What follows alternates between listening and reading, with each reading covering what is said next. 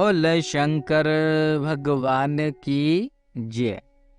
राजा का एकाम्र क्षेत्र भुवनेश्वर में जाकर भगवान शिव का पूजन करना तथा भगवान शिव का नारद जी से उनके कर्तव्य कार्यों का संकेत करना।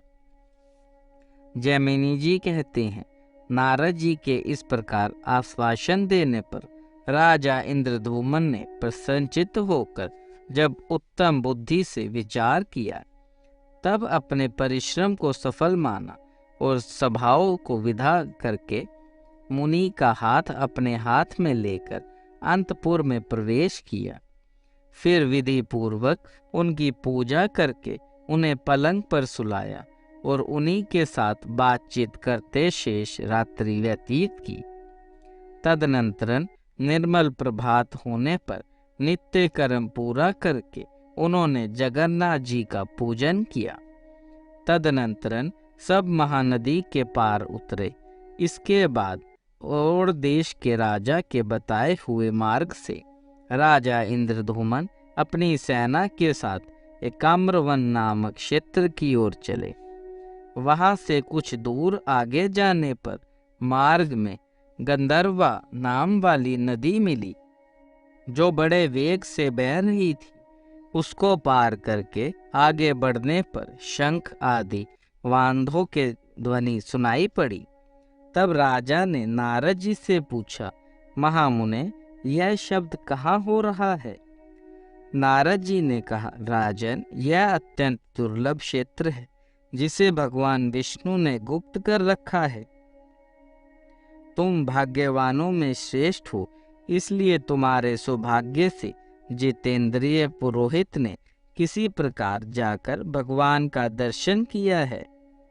यहाँ से तीसरे योजन पर नीलगिरी विद्यमान है और यह भगवान गौरीपति का एकाम्रवन नामक क्षेत्र है, जो अब अधिक दूर नहीं है। एक समय भगवान शिव ने लोकों की आदि कारण अनादि पुरुषोत्तम का इस प्रकार स्तवन किया, हे नारायण, हे परम धाम, हे परमात्मने, हे परात्पर, हे सच्चिदानंदमय, वैभव से युक्त निरंजन परमेश्वर, आपको मेरा नमस्कार है। आप संसार के कारण हैं और गुणों के भेद से सृष्टि, पालन तथा संहार रूप कर्म किया करते हैं। स्वप्रकाश परमात्मने, आपने अपनी ही योग माया से अपने को गुप्त कर रखा है। आपको नमस्कार है। आप ना भीतर हैं ना बाहर, साथ ही आप भीतर भी हैं और बाहर भी, दूर होते हुए भी अत्यंत निकट हैं। भारी, हल्के, स्थिर, अत्यंत सूक्ष्म और अतिशय स्थूल भी आप ही हैं। आपके लिए नमस्कार है। जिनके कटाक्ष विलास से कोटि कोटि ब्रह्मा और अनगिनत रुद्र उत्पन्न होते हैं, उन कालात्मा श्री हरि को नमस्कार है। जिनके एक एक रोम में अनेकानेक ब्रह्मांडों का समुदाय भरा हुआ है तथा जिनका शरीर माप जोख के बाहर है, उन विश्व रूप भगवान को नमस्कार है। जिनके स्वरूप भूत काल के परिमाण से ब्रह्मा की सृष्टि और प्रलय होते हैं, मनवंतर आदि की संघटना करने वाले उन भगवान को नमस्कार है। त्रिपुरासुर का दाह करने वाले भगवान शंकर ने जब इस प्रकार स्तवन किया, तब शंख चक्र गदा धारण करने वाले, वनमाला विभूषित, हार, कुंडल, केयूर और मुकुट आदि से सुशोभित कृपा निधान भगवान गरुड़ वाहन विष्णु ने शिवजी जी से कहा, दक्षिण समुद्र के किनारे नीलाचल से विभूषित जो 10 योजन विस्तृत क्षेत्र चित्रोपला नदी से लेकर समुद्र तक फैला हुआ है, उसके उत्तर एकाम्रवन नामक सुंदर वन है। वहीं पार्वती जी के साथ आप निवास करें। यहाँ सब लोकों की सृष्टि करने वाले ब्रह्मा जी मेरे आदेश से आपको कोटि लिंगों के अधीश्वर पद पर अभिषिक्त करेंगे। भगवान विष्णु के ऐसा कहने पर शिवजी जी ने कहा, देव देव जगन्नाथ, शरणागत दुख भंजन प्रभु जगतपते, आप पुरुषोत्तम क्षेत्र में जाने के लिए जो आज्ञा दे रहे हैं उसे शिरोधार्य करके मैं उस मोक्षदायक कल्याणमय तीर्थ में जाऊंगा। यों कहकर भगवान शंकर उस क्षेत्र में पधारे।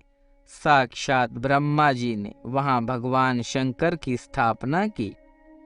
राजन, अब हम सब लोग वहां चलेंगे और त्रिपुर विनाशक शिवजी जी का दर्शन करेंगे।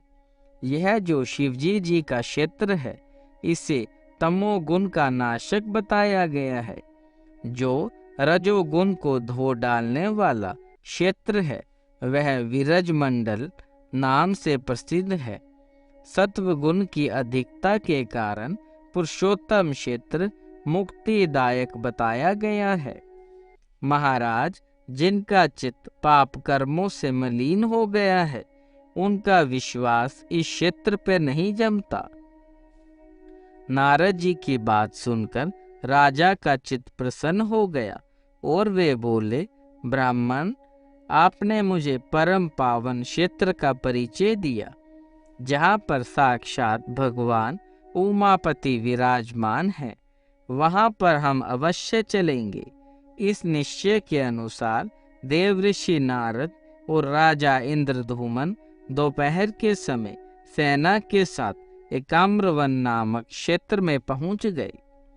वहां विंदु तीर्थ में स्नान करके उसके तट पर विद्यमान भगवान पुरुषोत्तम का उन्होंने विधि पूर्वक पूजन किया। उसके बाद वे कोटीश्वर महाल्य को गए। वहां के जल से भली भांति आचमन करके सात्विक धर्म में स्थित राजा ने भुवनेश्वर नामक लिंग का महास्नान किया और उसका विधि पूर्वक पूजन किया। फिर अन्यंचित से भगवान शंकर का ध्यान करते हुए वे खड़े रहे। तब परमेश्वर भगवान शंकर ने प्रसन्न होकर स्पष्ट वाणी में कहा, महाराज इंद्रधूमन, थोड़े ही समय में तुम्हारा मनोरथ पूर्ण होगा। तत्पश्चात उन्हें नारद जी ने कहा, महाभाग, ब्रह्मा जी ने जो आज्ञा दी है उसे इस राजा द्वारा अश्वमेघ यज्ञ कराते हुए पूर्ण करो।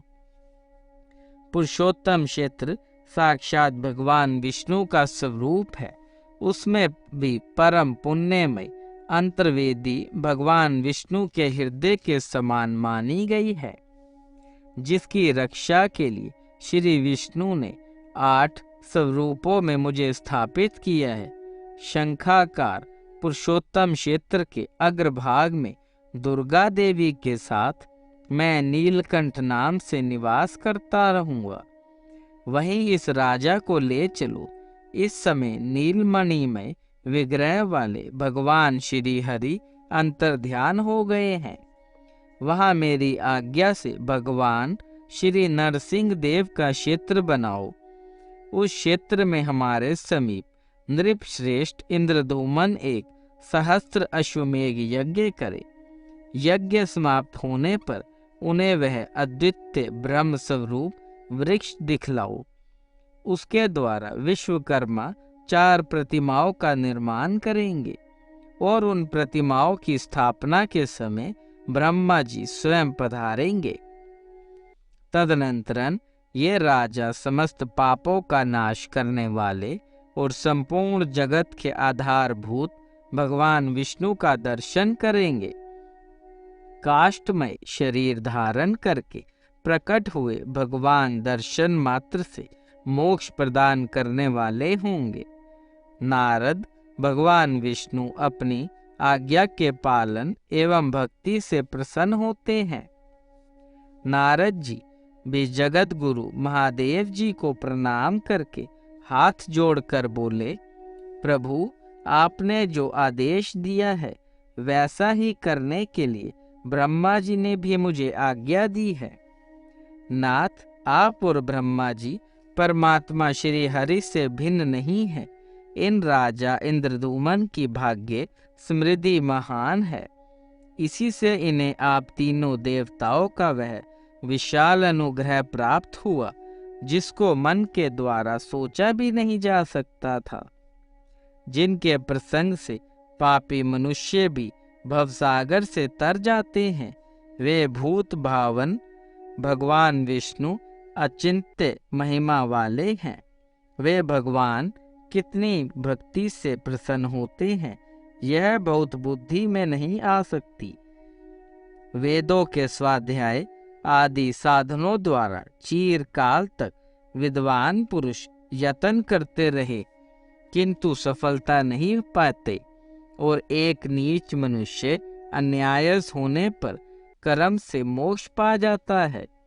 वंचर गवालों के घर में रहकर दही दूध एवं जंगली फल मूलों से जीविका चलाने वाली गोपियां भगवान के स्नेह सुख का उपभोग करके ही मुक्ति पा गई। निरंतर भगवान से द्रोह रखने वाले शिशुपाल भी राजसूय यज्ञ की सभा में भगवान को कटु वचन सुनाकर भी मोक्ष को प्राप्त हुआ। भगवान का चरित्र ऐसा ही है, वैसा जिस प्रकार कोई सोचता नहीं है, निश्चय ही इसका विषय नहीं है। बहुत समय तक महान प्रयत्न करते रहने पर भी भगवान विष्णु के दिव्य चरित्र के विषय में कोई निर्णय नहीं दिया जा सकता। इस संसार में पुरुषोत्तम क्षेत्र का निवास भगवान की सायुज्य की प्राप्ति कराने वाला है। भगवान विष्णु इंद्रद्युम्न के प्रसंग से वहां सब लोगों को प्रत्यक्ष दर्शन देंगे। तदनंतरन महादेव जी तथास्तु कहकर उसी क्षण अंतर्ध्यान हो गए। बोले शंकर भगवान की जय। देव देव महादेव करुणा निधान भक्त वत्सल्य शिव शंकर भोलेनाथ प्रसन्न हुई त्रिलोकीनाथ सदैव अपने चरणाविंदों में लगाए रखे, सद्बुद्धि प्रदान करे। सृष्टि के कर्ता धर्ता संहार हरता, आपसे ही जीवन आपसे ही मरण महादेव। बच्चा पुल्लनहार तुसी बख्शनहार त्रिलोकीनाथ, हर हर महादेव।